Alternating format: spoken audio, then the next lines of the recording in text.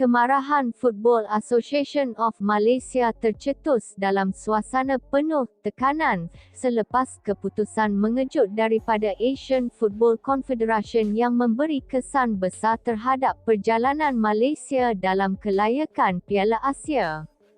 Isu ini bukan sekadar berkaitan prestasi di atas padang, tetapi melibatkan hal pentadbiran yang serius dan memberi implikasi besar kepada imej bola sepak negara tersebut.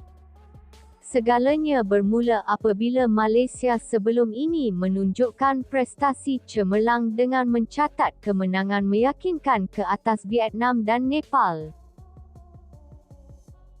Dalam perlawanan tersebut, Malaysia berjaya menewaskan Vietnam dengan jaringan besar, sekaligus meningkatkan keyakinan penyokong bahawa skuad Harimau Malaya berada di landasan tepat untuk layak ke Piala Asia.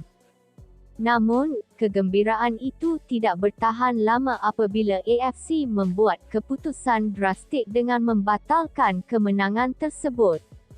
Malaysia dikenakan hukuman kalah 0-3 bagi beberapa perlawanan penting, termasuk kemenangan mereka ke atas Vietnam.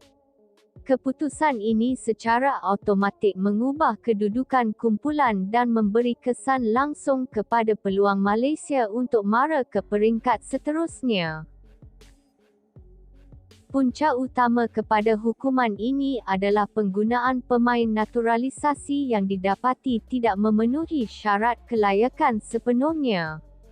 Isu dokumentasi dan status pemain tersebut menjadi perhatian serius, malah sebelum ini turut melibatkan campur tangan FIFA yang telah memberi isyarat awal mengenai ketidakpatuhan tersebut. Bagi pihak FAM, keputusan ini dianggap terlalu berat dan tidak seimbang dengan situasi sebenar.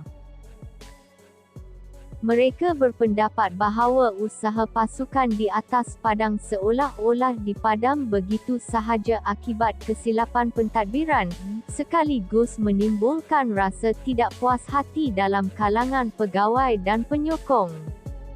Kemarahan FAM juga dipengaruhi oleh kesan langsung terhadap kedudukan Malaysia dalam kumpulan.